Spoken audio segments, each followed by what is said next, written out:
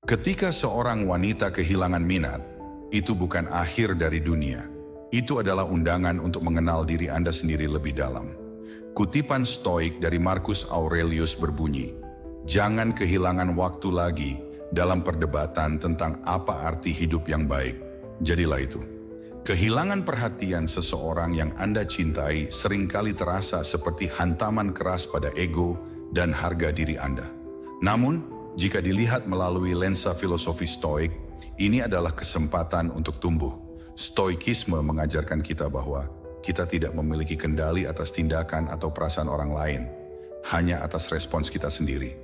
Dengan memahami ini, kita bisa mengubah rasa sakit emosional menjadi kekuatan untuk introspeksi dan pengembangan diri. Tidak peduli betapa pahitnya kehilangan itu, setiap rasa kecewa adalah pelajaran yang tertanam.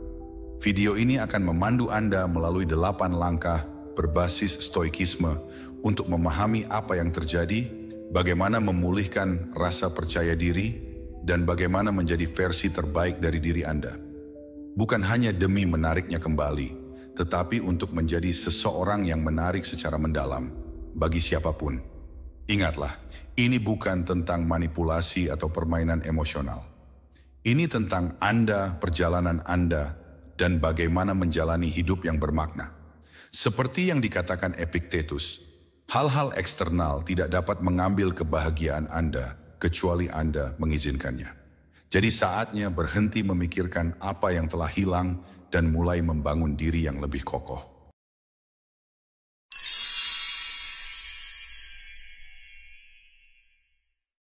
Langkah pertama, pahami akar permasalahannya.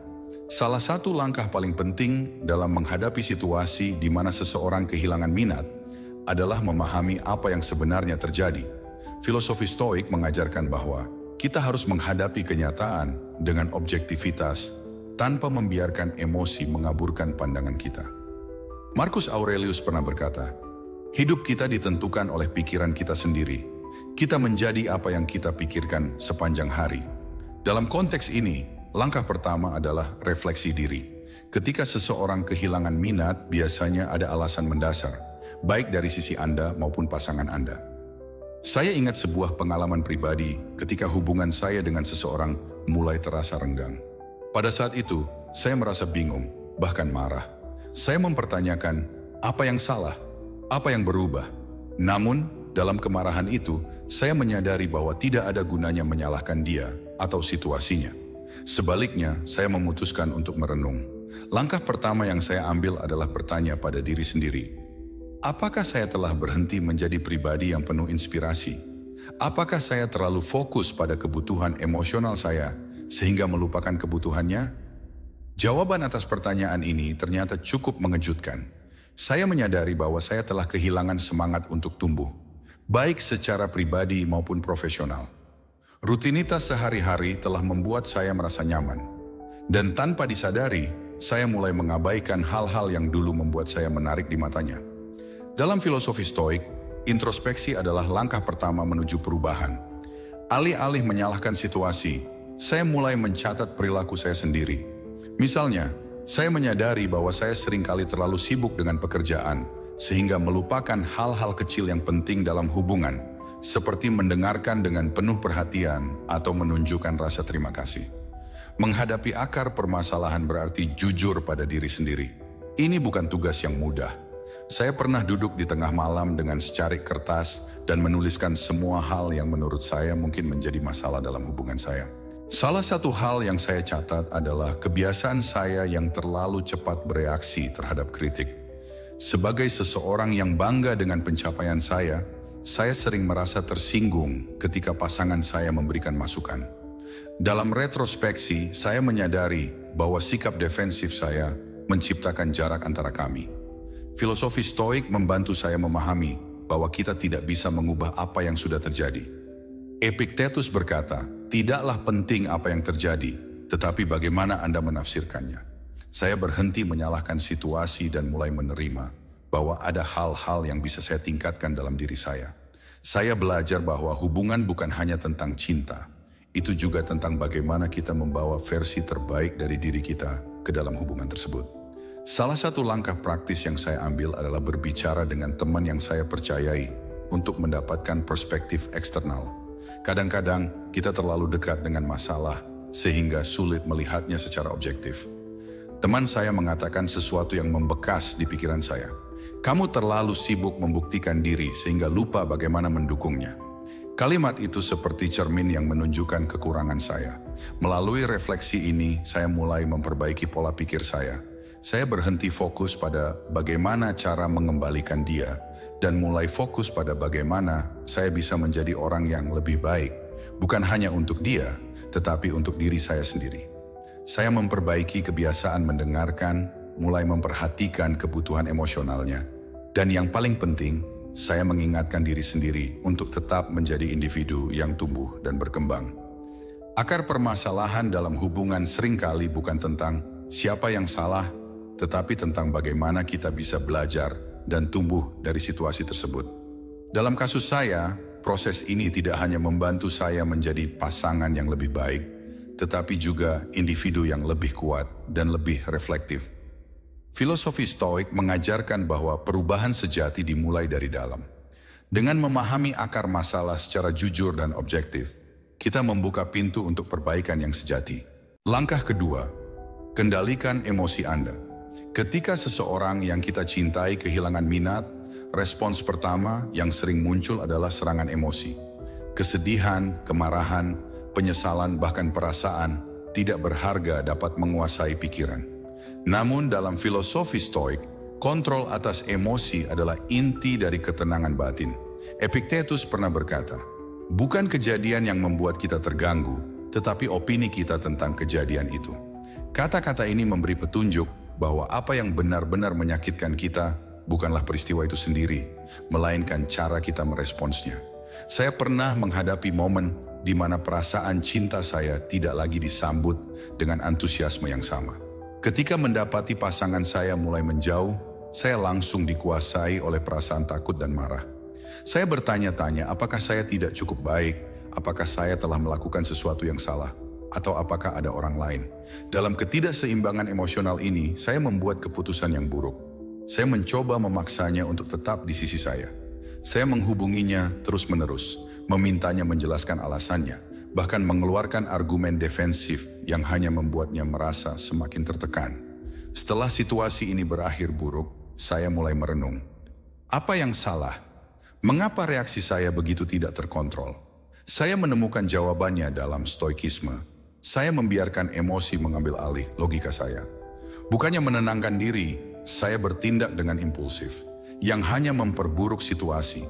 Untuk mulai mengendalikan emosi, saya belajar menggunakan teknik pernapasan yang diajarkan dalam meditasi. Ketika gelombang emosi datang, saya akan berhenti, menarik napas dalam-dalam selama 4 hitungan, menahan napas selama 4 hitungan, dan mengembuskannya selama 4 hitungan. Teknik sederhana ini membantu saya keluar dari pola reaksi otomatis dan memberi saya ruang untuk berpikir. Contoh nyata yang membantu saya mengendalikan emosi terjadi dalam sebuah konflik kecil dengan pasangan. Ketika dia mengungkapkan ketidakpuasannya terhadap kebiasaan saya yang terlalu sibuk bekerja, respons pertama saya adalah defensif. Namun saya mencoba pendekatan stoik. Saya menarik napas, mendengarkan tanpa interupsi, dan berkata, "Saya mendengar apa yang kamu katakan. Izinkan saya untuk merenungkan ini." Reaksi ini membuat percakapan lebih produktif dan jauh dari konflik yang biasanya muncul. Mengendalikan emosi bukan berarti menekan atau mengabaikannya. Stoikisme mengajarkan kita untuk mengenali emosi sebagai bagian alami dari kehidupan, tetapi tidak membiarkannya menguasai kita. Marcus Aurelius menulis, "Ketenangan adalah kekuatan. Bagi siapapun yang dapat tetap tenang di tengah badai, dia telah menemukan kekuatannya." Dalam situasi emosional, latihan ketenangan ini menjadi kekuatan terbesar saya. Seiring waktu saya juga belajar bahwa menulis jurnal adalah cara yang sangat efektif untuk mengatur emosi. Setiap malam saya mencatat perasaan yang saya alami sepanjang hari dan menganalisis apa yang memicunya. Saya menemukan bahwa banyak emosi negatif saya berasal dari ketakutan kehilangan kontrol. Ketika saya mulai menerima bahwa saya tidak bisa mengendalikan pikiran, atau perasaan orang lain, saya merasa lebih damai. Epictetus mengatakan, kendalikan yang bisa kamu kendalikan, lepaskan yang tidak. Salah satu hal tersulit dalam mengendalikan emosi adalah menghadapi rasa sakit. Kita sering mencoba menghindarinya dengan bertindak impulsif, mengalihkan perhatian, atau mencari validasi dari orang lain. Namun, stoikisme mengajarkan bahwa rasa sakit adalah bagian dari kehidupan. Seneca menulis, rasa sakitlah yang membentuk kekuatan kita. Apa yang melukai kita sebenarnya juga dapat memperbaiki kita. Saya mulai melihat rasa sakit emosional saya sebagai guru, bukan musuh. Alih-alih melawan atau menekan perasaan itu, saya membiarkannya ada. Saya belajar bertanya pada diri sendiri, apa yang bisa saya pelajari dari rasa sakit ini? Jawabannya seringkali membawa saya pada pemahaman yang lebih dalam tentang diri saya dan hubungan saya dengan orang lain. Mengendalikan emosi juga berarti berhenti bereaksi secara berlebihan terhadap tindakan pasangan Anda. Jika dia menjauh atau kehilangan minat, jangan buru-buru menyimpulkan bahwa hubungan itu berakhir. Kadang-kadang, ruang yang dia butuhkan bukan berarti dia tidak peduli, tetapi karena dia juga mencari keseimbangan dalam dirinya sendiri. Memberikan ruang ini membutuhkan keberanian dan kendali emosi, tetapi hasilnya bisa sangat positif. Pada akhirnya, mengendalikan emosi adalah tentang memilih untuk menjadi kapten kapal Anda sendiri. Gelombang mungkin datang, tetapi Anda memegang kemudi. Ketika Anda berhenti bereaksi dan mulai merespons dengan bijaksana, Anda tidak hanya memperbaiki hubungan Anda, tetapi juga memperkuat hubungan Anda dengan diri Anda sendiri. Stoikisme mengajarkan bahwa ketenangan bukanlah ketiadaan emosi, tetapi kemampuan untuk mengendalikan emosi demi kebaikan yang lebih besar. Langkah ketiga, fokus pada pengembangan diri. Ketika seseorang kehilangan minat pada Anda, seringkali itu adalah refleksi, bukan hanya tentang hubungan, tetapi juga tentang diri Anda sendiri. Salah satu prinsip inti stoikisme adalah bahwa kebahagiaan sejati berasal dari dalam, bukan dari pengakuan atau perhatian orang lain. Seneca berkata, kebahagiaan tidak bergantung pada hal-hal eksternal, melainkan pada bagaimana kita memandangnya. Disinilah pentingnya fokus pada pengembangan diri, bukan untuk mengesankan orang lain, tetapi untuk menemukan kembali siapa diri Anda yang sejati. Saya pernah mengalami masa ketika hubungan saya terasa rapuh. Ada perasaan bahwa saya tidak lagi cukup menarik di mata pasangan saya. Sebelumnya saya berpikir bahwa solusi terbaik adalah memperbaiki apa yang hilang dalam hubungan itu. Dengan memberikan lebih banyak waktu, perhatian, atau bahkan hadiah. Namun langkah-langkah itu hanya bersifat sementara. Saya menyadari bahwa saya perlu mengarahkan energi tersebut ke dalam diri saya sendiri. Langkah pertama saya adalah mengevaluasi hidup saya secara menyeluruh. Saya bertanya pada diri sendiri, apa yang membuat saya merasa hidup? Apa yang saya lakukan untuk menjadi individu yang lebih baik? Jawaban awalnya mengecewakan.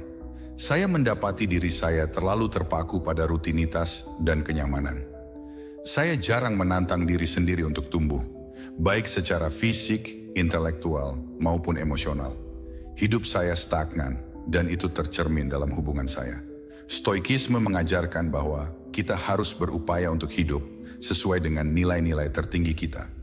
Marcus Aurelius pernah menulis, hidup kita pendek, gunakan waktu Anda untuk memperbaiki diri sendiri. Saya mengambil kutipan ini sebagai motivasi untuk memulai perjalanan pengembangan diri. Saya memutuskan untuk berhenti mengejar perhatian pasangan saya dan mulai mengejar versi terbaik dari diri saya. Pertama-tama, saya fokus pada kesehatan fisik saya. Saya kembali ke gym, sesuatu yang sudah saya abaikan selama bertahun-tahun. Saya mulai berolahraga bukan hanya untuk penampilan, tetapi untuk membangun disiplin dan kekuatan. Dalam beberapa minggu, saya tidak hanya merasa lebih bugar, tetapi juga lebih percaya diri. Kebiasaan ini membawa efek domino ke aspek lain dalam hidup saya. Saya mulai tidur lebih teratur, makan lebih sehat, dan merasa lebih energik untuk menghadapi hari-hari saya. Namun pengembangan diri bukan hanya tentang tubuh, itu juga tentang pikiran. Saya mulai membaca lebih banyak buku, terutama tentang filsafat stoik dan psikologi. Bacaan ini membantu saya memahami diri saya lebih baik dan memberi saya alat untuk menghadapi tantangan hidup dengan lebih tenang. Saya menemukan bahwa pemahaman yang lebih dalam tentang dunia membantu saya membangun perspektif yang lebih luas tentang hubungan dan kehidupan. Salah satu pelajaran penting yang saya pelajari adalah pentingnya mengejar tujuan yang lebih besar daripada diri sendiri. Saya terlibat dalam proyek sosial di komunitas lokal saya, membantu anak-anak belajar membaca. Tindakan ini tidak hanya memberi saya rasa tujuan yang lebih dalam, tetapi juga membuat saya sadar akan nilai yang bisa saya berikan kepada dunia, terlepas dari hubungan saya. Epictetus berkata, hanya ketika Anda melayani sesuatu yang lebih besar, Anda akan menemukan diri Anda yang sejati. Pengembangan diri juga melibatkan eksplorasi kreatif. Saya menemukan kembali hobi lama saya, melukis. Melalui aktivitas ini, saya belajar mengekspresikan diri dengan cara yang tidak pernah saya bayangkan sebelumnya. Kreativitas memberikan ruang bagi emosi saya untuk mengalir tanpa terjebak dalam pikiran-pikiran yang berputar-putar. Refleksi adalah bagian penting dari perjalanan ini. Setiap malam, saya meluangkan waktu untuk menulis jurnal. Dalam jurnal tersebut, saya mencatat apa yang telah saya capai, tantangan yang saya hadapi, dan pelajaran yang saya pelajari. Ini membantu saya melacak perkembangan saya dan melihat seberapa jauh saya telah berjalan. Salah satu entry jurnal saya berbunyi, hari ini saya tidak memikirkan apakah dia masih peduli atau tidak. Sebaliknya, saya bertanya, apakah saya peduli pada diri saya sendiri? Jawabannya, ya, lebih dari sebelumnya. Perjalanan pengembangan diri saya akhirnya membawa perubahan positif dalam hubungan saya. Pasangan saya melihat perubahan dalam diri saya, bukan hanya dalam penampilan fisik saya, tetapi juga dalam cara saya membawa diri. Saya lebih percaya diri, lebih sabar dan lebih fokus pada hal-hal yang penting. Ketertarikan yang dia rasakan terhadap saya mulai kembali, tetapi kali ini dengan fondasi yang lebih kokoh. Namun yang paling penting, saya merasa bahwa saya telah menjadi individu yang lebih baik, terlepas dari bagaimana hubungan itu akan berlanjut. Filosofi Stoik mengajarkan bahwa kita harus menjadi versi terbaik dari diri kita, bukan demi orang lain, tetapi demi diri kita sendiri. Ketika Anda fokus pada pengembangan diri, Anda tidak hanya menarik perhatian orang lain secara alami, tetapi juga menemukan kebahagiaan yang sejati, kebahagiaan yang tidak tergantung pada orang lain. Langkah keempat, terima ketidakpastian dengan bijak. Salah satu kebenaran mendasar dalam hidup adalah bahwa tidak ada yang pasti. Dalam hubungan terutama, ketidakpastian adalah hal yang konstan. Apakah dia akan tetap mencintai Anda selamanya? Apakah perasaan itu akan berubah? Tidak ada jawaban yang pasti, dan seringkali ketidakpastian ini menimbulkan rasa cemas. Namun stoikisme mengajarkan kita untuk merangkul ketidakpastian ini dengan bijak, sebagai bagian tak terhindarkan dari kehidupan. Seperti yang dikatakan Marcus Aurelius, segala sesuatu yang kita lihat adalah perubahan, segala sesuatu yang kita alami adalah pelajaran. Ketika pasangan saya pertama kali mulai menjauh, saya merasa seperti kehilangan kendali atas hidup saya. Saya terus-menerus bertanya-tanya, apakah dia masih mencintai saya? Apakah hubungan ini akan bertahan? Ketidakpastian ini menyiksa saya. Saya mencoba mencari kepastian melalui percakapan yang tidak produktif, bertanya berulang-ulang, bahkan memantau tindakannya. Namun semakin saya berusaha mencari kepastian, semakin saya merasa tidak aman. Seolah-olah semakin saya menggenggam, semakin sesuatu itu meluncur dari tangan saya. Saat itu saya tidak menyadari bahwa kebutuhan saya akan kepastian hanyalah refleksi dari ketakutan saya sendiri. Saya takut ditinggalkan, takut kehilangan cinta, dan takut menghadapi hidup sendirian. Stoikisme membantu saya melihat bahwa ketakutan ini adalah bagian dari kehidupan manusia, tetapi bagaimana kita meresponsnya adalah pilihan kita. Epictetus berkata, orang bijak tidak takut akan hal-hal yang berada di luar kendalinya. Dia hanya fokus pada apa yang bisa dia kendalikan. Saya mulai menerima bahwa saya tidak memiliki kontrol atas perasaan atau tindakan pasangan saya. Saya hanya bisa mengendalikan bagaimana saya merespons situasi tersebut. Dalam menerima ketidakpastian, saya menemukan bahwa ada kebebasan yang luar biasa. Saya tidak lagi merasa perlu memaksa atau mengontrol hasil dari hubungan saya. Saya belajar untuk berseram, bukan dalam arti menyerah, tetapi dalam arti membiarkan hidup berjalan sebagaimana mestinya. Salah satu momen kunci dalam perjalanan ini adalah ketika pasangan saya berkata, bahwa dia membutuhkan waktu untuk berpikir. Sebelumnya saya mungkin akan panik dan mencoba membujuknya untuk tetap tinggal. Namun kali ini saya berkata, saya menghormati kebutuhan kamu untuk waktu dan ruang. Saya di sini, tetapi saya juga akan menggunakan waktu ini untuk fokus pada diri saya sendiri. Respons ini tidak hanya menenangkan dirinya, tetapi juga memberi saya rasa kendali atas diri saya sendiri. Melalui pengalaman ini, saya menyadari bahwa ketidakpastian bukanlah sesuatu yang harus ditakuti, melainkan sesuatu yang harus diterima. Seperti yang Marcus Aurelius katakan, hidup adalah perubahan, dan perubahan adalah kesempatan untuk bertumbuh. Ketika saya berhenti melawan arus ketidakpastian, saya mulai melihatnya sebagai peluang untuk belajar dan berkembang. Dalam hubungan, menerima ketidakpastian berarti memberi ruang untuk pertumbuhan. Ketika Anda mencoba mengontrol setiap aspek hubungan, Anda mungkin tanpa sadar menekan pasangan Anda. Memberi ruang dan menerima bahwa perasaan mereka bisa berubah adalah tindakan cinta yang sejati. Itu menunjukkan bahwa Anda percaya pada kemampuan mereka untuk membuat keputusan yang tepat tanpa paksaan atau manipulasi. Pengalaman ini juga mengajarkan saya pentingnya menjalani hidup dengan prinsip hidup di saat ini. Ketika saya terlalu fokus pada apa yang mungkin terjadi di masa depan, saya lupa menikmati momen-momen kecil yang indah di masa kini. Marcus Aurelius berkata, hidup kita hanya sekarang, masa lalu sudah selesai dan masa depan belum datang. Yang kita miliki hanyalah saat ini. Ketika saya mulai menerapkan prinsip ini, saya menemukan bahwa hubungan saya menjadi lebih tulus. Saya tidak lagi membebani pasangan saya dengan kekhawatiran tentang masa depan, tetapi lebih menikmati setiap momen yang kami habiskan bersama. Ketidakpastian juga mengajarkan saya untuk mempercayai proses. Sama seperti pohon tidak tumbuh dalam semalam, hubungan juga membutuhkan waktu dan ruang untuk berkembang. Ketika saya melepaskan kebutuhan untuk memperbaiki semuanya secara instan, saya merasa lebih tenang dan pasangan saya pun merasa lebih nyaman. Ketika kita berhenti memaksakan hasil, kita menciptakan ruang bagi hubungan untuk tumbuh secara alami. Namun menerima ketidakpastian bukan berarti pasif. Ini berarti aktif menjalani hidup dengan nilai-nilai yang kuat, terlepas dari apa yang terjadi. Saya berkomitmen untuk terus mengembangkan diri saya, menjaga kesehatan saya, dan hidup sesuai dengan prinsip-prinsip stoikisme. Saya menyadari bahwa hubungan yang sejati bukanlah tentang menghilangkan ketidakpastian, tetapi tentang menciptakan ikatan yang cukup kuat untuk bertahan di tengah perubahan. Pada akhirnya, menerima ketidakpastian adalah tentang melepaskan kebutuhan untuk mengontrol dan memilih untuk mempercayai. Percayai proses, percayai pasangan Anda, dan yang paling penting, percayai diri Anda sendiri. Ketika Anda melakukannya, Anda akan menemukan bahwa ketenangan datang, bahkan di tengah badai. Langkah kelima, bangun kepercayaan yang autentik. Hubungan yang kokoh dibangun di atas pondasi kepercayaan.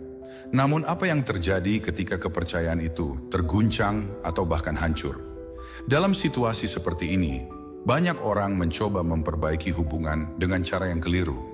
Janji-janji kosong, manipulasi emosional, atau upaya menyenangkan pasangan tanpa batas.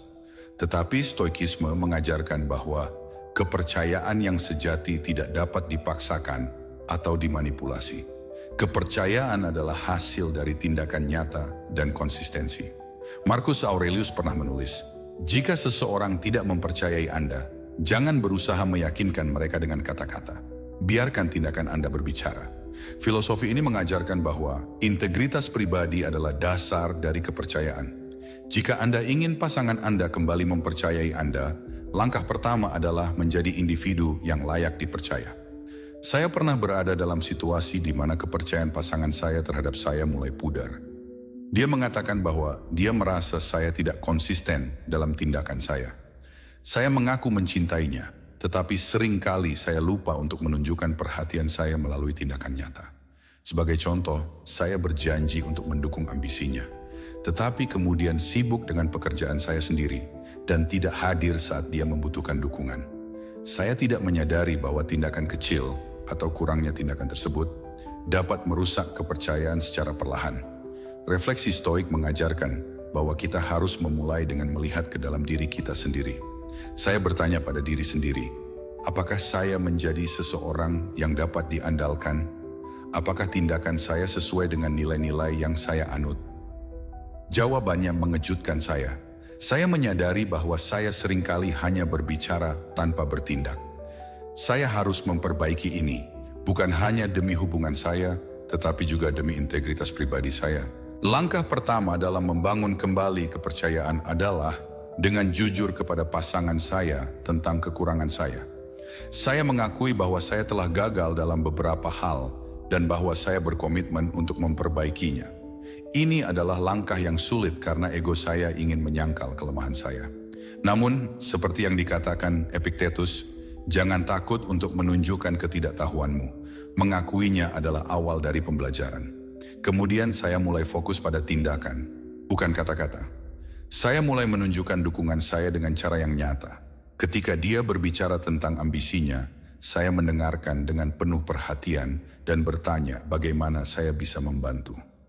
Saya berusaha hadir, tidak hanya secara fisik tetapi juga secara emosional. Saya belajar bahwa tindakan kecil, seperti memberikan waktu saya untuk mendengarkan atau menawarkan bantuan tanpa diminta, memiliki dampak yang jauh lebih besar daripada kata-kata besar yang tidak didukung oleh tindakan. Namun, proses ini tidak selalu berjalan mulus. Ada saat-saat di mana saya merasa frustrasi karena perubahan tidak terjadi dengan cepat.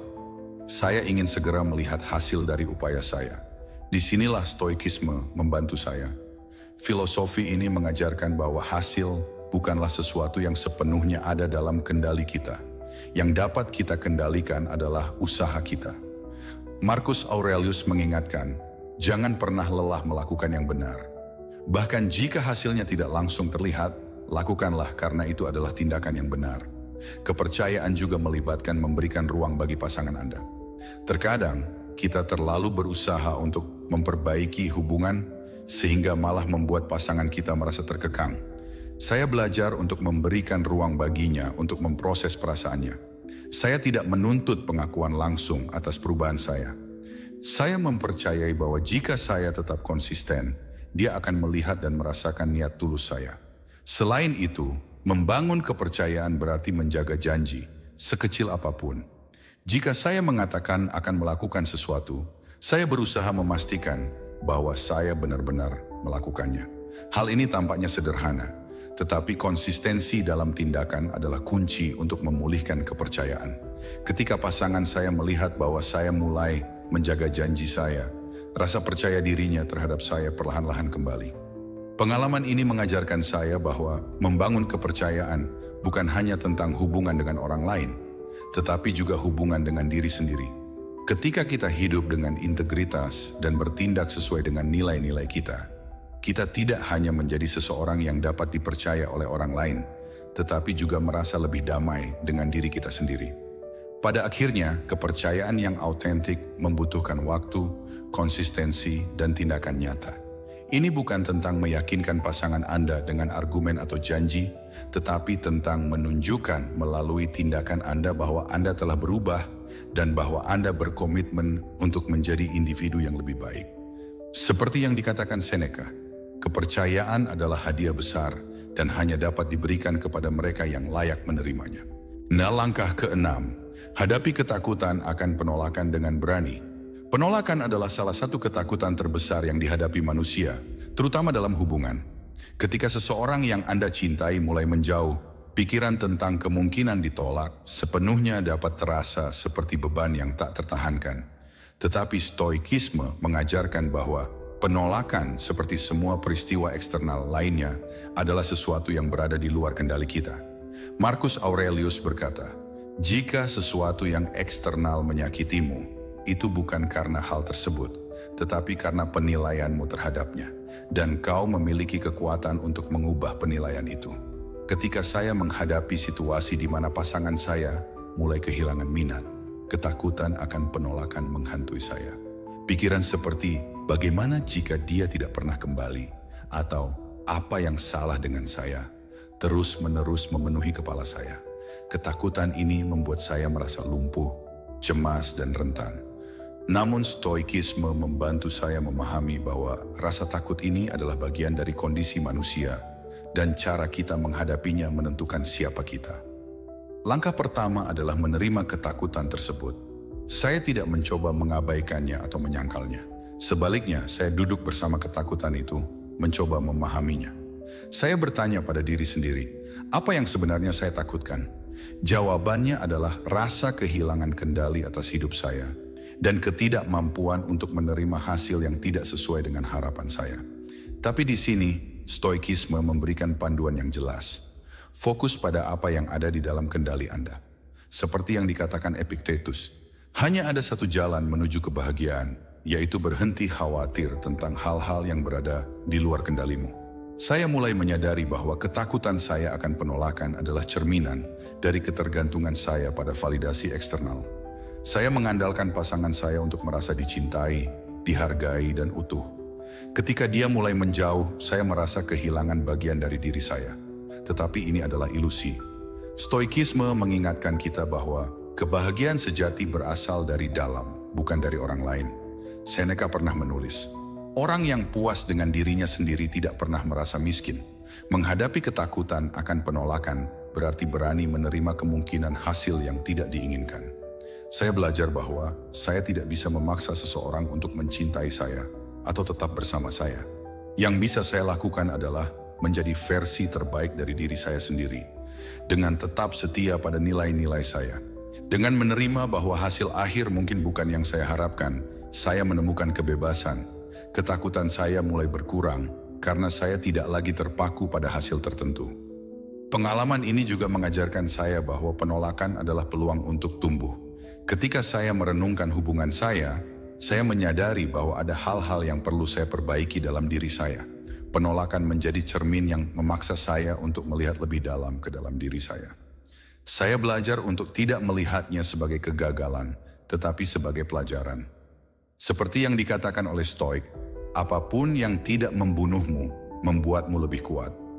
Salah satu momen paling transformatif dalam perjalanan ini adalah ketika saya memutuskan untuk berbicara dengan pasangan saya secara jujur. Saya mengungkapkan perasaan saya tanpa menyalahkan atau memohon. Saya berkata, saya menghormati keputusan apapun yang kamu buat, tetapi saya ingin kamu tahu bahwa saya berkomitmen untuk menjadi pribadi yang lebih baik, baik untuk kamu maupun untuk diri saya sendiri. Dalam menyampaikan hal ini, saya merasa damai karena saya tidak lagi takut akan penolakannya. Saya tahu bahwa saya telah melakukan yang terbaik dan hasil akhirnya berada di luar kendali saya.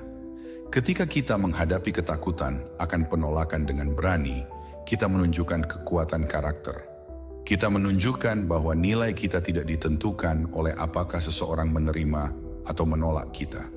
Sebaliknya, nilai kita berasal dari integritas, keberanian, dan komitmen kita untuk terus tumbuh. Seperti yang Marcus Aurelius katakan, jangan pernah biarkan rasa takut akan apa yang mungkin terjadi membuatmu gagal menjalani apa yang ada saat ini. Pada akhirnya, menghadapi ketakutan akan penolakan adalah tentang mencintai diri sendiri tanpa syarat. Ketika Anda menerima diri Anda sepenuhnya, kekurangan, kekuatan, dan semua di antaranya, Anda tidak lagi takut pada apa yang orang lain pikirkan atau lakukan. Anda menjadi damai, tidak peduli apa yang terjadi di luar diri Anda.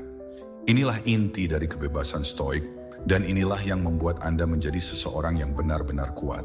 Langkah ketujuh, jadilah versi terbaik dari diri Anda.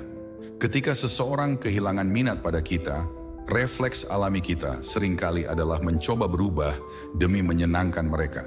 Namun perubahan yang didasarkan pada tekanan eksternal seringkali dangkal dan tidak bertahan lama. Stoikisme mengajarkan bahwa perubahan sejati harus berasal dari dalam, bukan untuk mendapatkan validasi dari orang lain, tetapi untuk menghormati diri sendiri. Marcus Aurelius pernah menulis, jadilah baik, jadilah sederhana, jadilah tulus.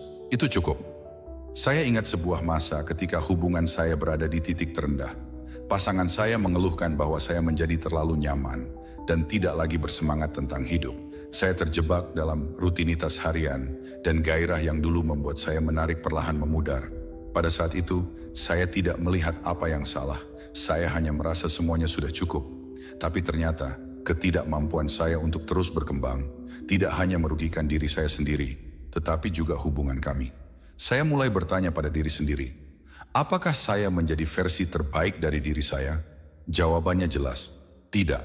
Dalam keheningan refleksi, saya menyadari bahwa saya telah mengabaikan banyak hal penting dalam hidup saya. Kesehatan, hobi, impian, dan bahkan hubungan dengan keluarga dan teman.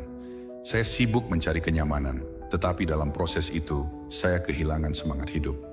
Stoikisme membantu saya memahami bahwa menjadi versi terbaik dari diri sendiri tidak berarti menjadi sempurna. Sebaliknya, itu berarti terus berusaha menjadi lebih baik setiap hari dalam hal-hal besar maupun kecil. Epictetus berkata, kemajuan bukanlah tentang menjadi sempurna, tetapi tentang terus bergerak menuju yang lebih baik. Dengan pemahaman ini, saya mulai melakukan perubahan kecil tetapi bermakna. Pertama, saya mulai menjaga kesehatan fisik saya. Saya menyadari bahwa tubuh saya adalah aset penting yang sering saya abaikan. Saya mulai berolahraga secara teratur, tidak hanya untuk penampilan, tetapi juga untuk kesehatan mental saya. Setiap kali saya selesai berlari atau berlatih, saya merasa lebih kuat dan lebih percaya diri. Pasangan saya mulai memperhatikan perubahan ini, tetapi lebih dari itu saya merasa bangga pada diri sendiri. Kedua, saya menghidupkan kembali hobi dan minat yang selama ini saya tinggalkan. Saya suka menulis, tetapi selama bertahun-tahun, saya tidak pernah meluangkan waktu untuk itu. Dengan membangkitkan kembali passion ini, saya menemukan cara untuk mengekspresikan diri dan mengeksplorasi ide-ide baru.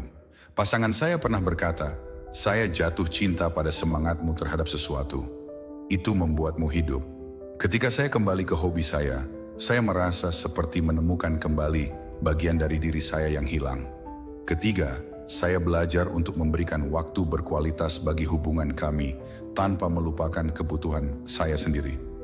Sebelumnya, saya berpikir bahwa menjadi pasangan yang baik berarti mengorbankan segalanya untuk pasangan saya. Namun, Stoikisme mengajarkan bahwa cinta yang sejati harus seimbang. Marcus Aurelius menulis, cinta adalah saling menghormati kebebasan satu sama lain. Saya belajar untuk menetapkan batasan sehat, sehingga saya dapat memberikan yang terbaik dari diri saya kepada pasangan saya tanpa kehilangan diri saya sendiri. Perubahan ini tidak hanya membuat saya lebih percaya diri, tetapi juga memperdalam hubungan saya dengan pasangan saya. Dia mulai melihat saya sebagai individu yang utuh, bukan seseorang yang bergantung padanya untuk kebahagiaan. Tetapi bahkan jika hasilnya berbeda, bahkan jika hubungan kami tidak bertahan, saya tahu bahwa saya telah menjadi versi terbaik dari diri saya, dan itu sudah cukup. Menjadi versi terbaik dari diri Anda adalah proses yang terus berlanjut. Ada hari-hari di mana saya merasa tidak cukup baik, di mana keraguan diri kembali menghantui saya. Namun saya selalu kembali pada ajaran Stoik. Fokus pada apa yang bisa Anda kendalikan. Jika Anda bisa membuat kemajuan kecil setiap hari, Anda sudah berada di jalan yang benar. Pada akhirnya, ketika Anda menjadi versi terbaik dari diri Anda tidak hanya menarik perhatian orang lain, tetapi juga merasa damai dengan diri sendiri. Anda tidak lagi bergantung pada validasi eksternal, karena Anda tahu bahwa Anda menjalani hidup dengan integritas dan tujuan. Seperti yang Seneca katakan, tidak ada kebahagiaan yang lebih besar daripada hidup selaras dengan dirimu sendiri. Langkah ke-8, cintai dengan kebebasan, bukan kepemilikan. Cinta yang sejati tidak pernah tentang memiliki.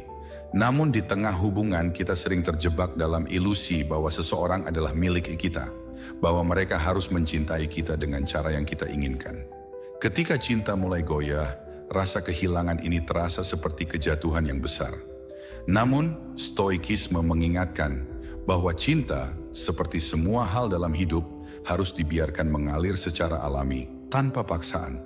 Epictetus berkata, jangan berpegang pada sesuatu yang tidak sepenuhnya milikmu. Semua yang kau cintai adalah pinjaman, bukan hak milik. Saya pernah menghadapi kenyataan pahit ini dalam hubungan saya sendiri. Ketika pasangan saya mulai menarik diri, saya merasa takut dan bingung. Saya bertanya-tanya, apa yang harus saya lakukan agar dia kembali? Namun saat merenungkan situasi itu melalui lensa Stoikisme, saya sadar bahwa pendekatan saya salah. Saya tidak bisa mengontrol perasaannya. Dan yang lebih penting, cinta sejati tidak tentang mencoba mengikat seseorang, tetapi memberi mereka kebebasan untuk memilih. Bahkan jika itu berarti mereka memilih untuk pergi. Dalam hubungan saya mulai melepaskan kebutuhan untuk memiliki pasangan saya. Ini bukan keputusan yang mudah. Ada saat-saat di mana rasa takut kehilangan membuat saya ingin memaksanya untuk tetap tinggal. Tetapi saya sadar bahwa cinta yang dipaksakan bukanlah cinta sama sekali. Marcus Aurelius menulis, "Jika seseorang tidak sesuai dengan tujuanmu, biarkan mereka pergi dengan damai. Jangan marah, jangan sedih, hargai kebebasan mereka dan temukan ketenangan dalam kebebasanmu sendiri." Melalui refleksi ini, saya mulai menghargai kebebasan pasangan saya. Saya berkata pada diri sendiri, jika dia memilih untuk pergi, itu bukan akhir dari dunia. Itu hanya menunjukkan bahwa jalur hidup kami mungkin berbeda.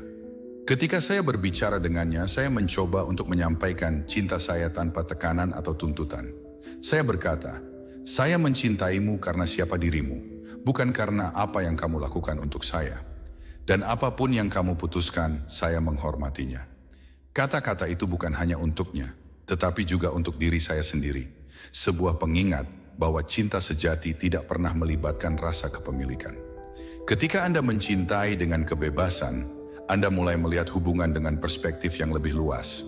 Hubungan bukan lagi tentang kebutuhan untuk merasa aman atau diterima, tetapi tentang saling mendukung pertumbuhan satu sama lain.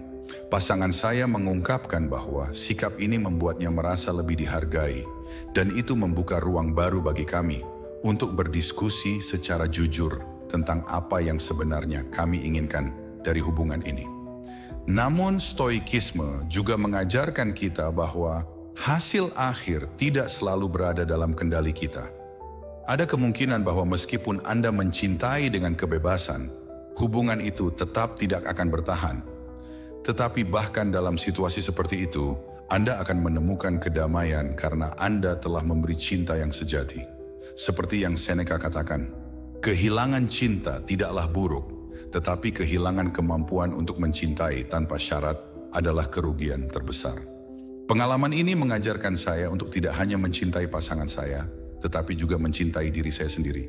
Ketika saya melepaskan kebutuhan untuk memiliki, saya menyadari bahwa saya juga memiliki kebebasan untuk memilih bagaimana saya ingin menjalani hidup saya.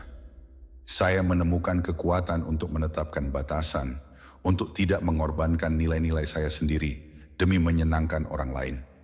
Dalam proses ini, saya menjadi seseorang yang lebih kuat dan lebih penuh kasih.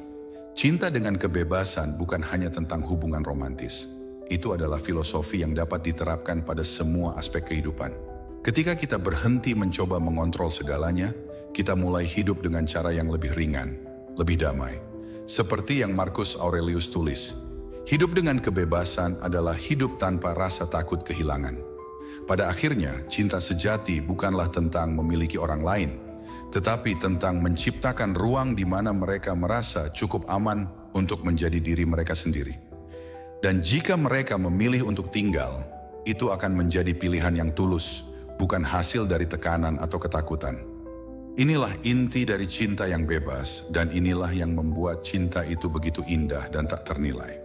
Ketika seseorang kehilangan minat, kita sering merasa seperti kehilangan arah. Namun, seperti yang diajarkan filosofi Stoik, setiap tantangan adalah kesempatan untuk bertumbuh. Anda tidak bisa mengontrol perasaan orang lain, tetapi Anda selalu memiliki kekuatan untuk mengontrol diri sendiri. Seperti kata Epictetus, kamu tidak dapat melarikan diri dari tanggung jawabmu untuk menjadi yang terbaik dari dirimu sendiri. Melalui langkah-langkah yang telah dijelaskan, Anda belajar untuk memahami diri, menerima emosi dengan bijak, melepaskan ketergantungan, dan membangun kembali versi terbaik dari diri Anda. Jadikan setiap rasa sakit sebagai batu loncatan menuju pertumbuhan, dan setiap kehilangan sebagai pelajaran untuk hidup dengan lebih baik. Seperti yang Marcus Aurelius katakan, hidup ini singkat. Jangan habiskan waktumu memikirkan apa yang telah hilang. Jalani dengan keberanian, cinta, dan ketulusan.